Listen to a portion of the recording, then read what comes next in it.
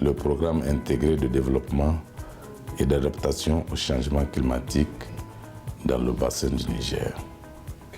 Ce programme est né suite à la mise en œuvre du programme de lutte contre l'ensablement dans le bassin du Niger de 2004 à 2019.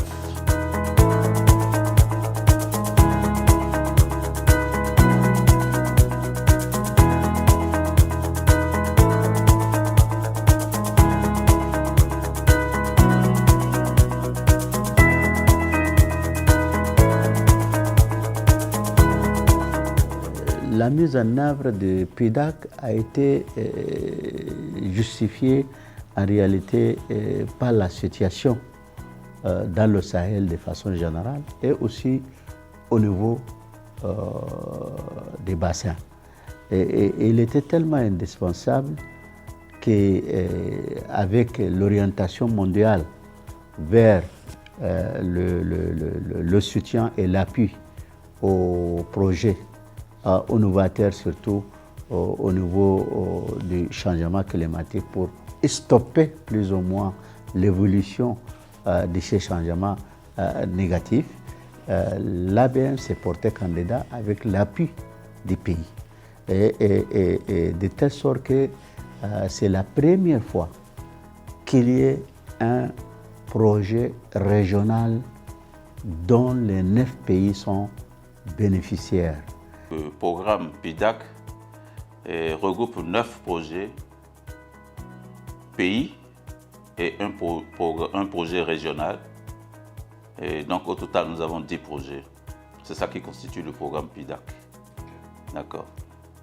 Et ce programme permet d'assurer la synergie dans la mise en œuvre et qu'il s'articule autour de 3 composantes essentielles, à savoir le développement de la résilience des écosystèmes et des ressources naturelles, et le développement de la résilience des populations et du bassin.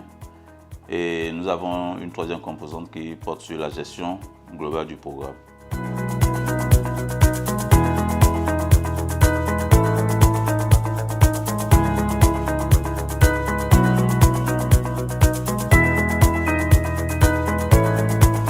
Ce programme vise vraiment à assurer le développement donc, de la résilience des populations et des écosystèmes dans le bassin. Il a un volet lutte contre l'ensablement à travers la restauration des terres dégradées, la réhabilitation des terres pour les mettre à la disposition des populations à des fins agricoles, à des fins pastorales, à des fins sylvicoles. Et il a un volet très important en matière donc, de construction ou de réhabilitation d'ouvrages hydrauliques pour pouvoir permettre donc, aux paysans de se résilier face au climat, d'avoir de l'eau en permanence et de bonne qualité pour pouvoir mener leurs activités agro-sylvo-pastorales dans l'ensemble du bassin et pendant toutes les saisons. Cela, c'est vraiment des mesures de résilience que le programme a prévues. Donc, en termes aussi d'outils, le programme a prévu des renforcements des capacités, l'élaboration des guides pratiques pour profit des populations, pour pouvoir en tout cas maîtriser les phénomènes liés à la disponibilité ou à l'absence de l'eau. Il met aussi un système d'alerte précoce en place sur les inondations et les étiages sévères pour pouvoir prévenir l'ensemble des utilisateurs du bassin.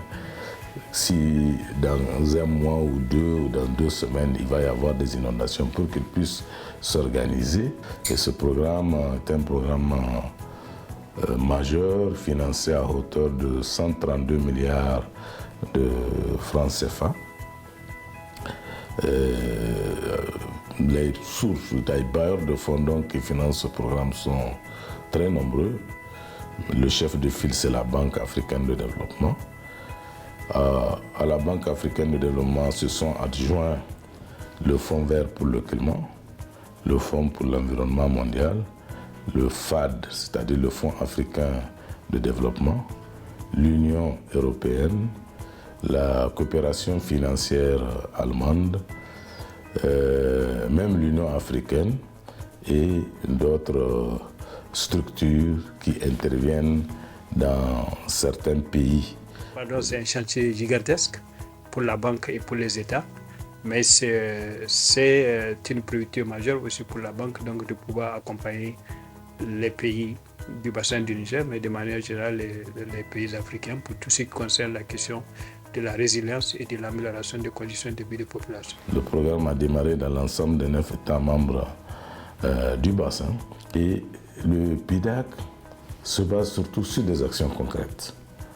C'est là pratiquement 90% du financement vont vers les investissements concrets au profit des populations à travers la mise en œuvre de projets, de sous-projets, de construction d'ouvrages et aussi le développement des chaînes de valeur agricoles et ainsi que le développement de l'agriculture intelligente face au climat. Depuis 3 ans, on a pu avancer sur les activités, principalement les activités qui sont mises en œuvre par les communautés, donc toutes les activités de protection de l'environnement. Bon, les activités qui concernent les infrastructures comme la construction des mini-barrages, des seuils, etc. Ça, c'est un processus qui prend un peu plus de temps parce qu'il faut faire les études pour assurer véritablement une bonne conception de ces infrastructures avant de recruter les entreprises et puis de pouvoir mener les travaux. Donc, pour ce qui concerne les infrastructures, au niveau de tous les pays, présentement, nous sommes au stade de la réalisation des études avec l'optique bien sûr que normalement à compter de l'année prochaine nous devrons être capables de réaliser les travaux d'entreprise. Mais pour l'instant, ce qui est vraiment en chantier sur le terrain, ce sont les activités réalisées par les communautés, mais qui ont quand même un double objectif aussi, parce que ça permet aussi de pouvoir générer des revenus pour les communautés dans l'immédiat, avant même de pouvoir faire les infrastructures, parce que les communautés réalisent ces travaux-là aussi sous forme de cash for work, donc ça génère des revenus pour les communautés en plus des bénéfices que ces activités vont apporter aux communautés. Au niveau de la Guinée, nous avons la première composante qui porte sur la protection des écosystèmes. La deuxième composante porte sur la résilience des écosystèmes et des populations du bassin. Et la troisième composante vise à la gestion du programme. Ce programme, le coût de ce programme en Guinée est environ 39 millions de dollars. Il y aura une amélioration des conditions de vie des populations à travers l'augmentation de la production et de la productivité au niveau des populations rurales.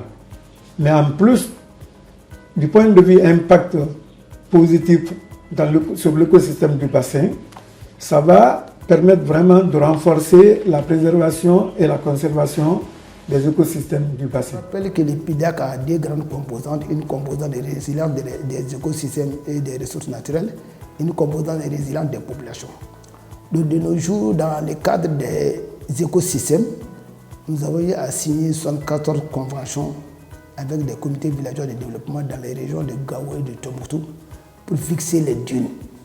Et de nos jours, à peu près, ils ont fixé à peu près 8000 hectares de dunes, mais les conventions sont signées et leur paiement se fait par direct après réalisation et vérification par les services techniques des eaux et forêts dont nous avons signé une convention.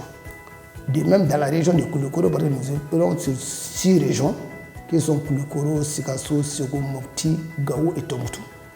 Avec l'exécution du PIDAC, nous allons apporter des changements majeurs en termes de production, en termes de productivité, en termes de renforcement de capacité, en termes de disponibilité de l'eau et en termes de disposer d'outils qui peuvent nous aider à prendre les bonnes décisions au cours donc dans les activités agro-silvopastorales dans le bassin. Le PIDAC doit au moins toucher à peu près une dizaine de millions d'habitants à travers ses activités directes et indirectes. Le PIDAC veut aussi aider la jeunesse à se développer. C'est pour cela que nous avons prévu à peu près 100 projets jeunes, donc à peu près une dizaine par pays, pour pouvoir justement aider les jeunes entrepreneurs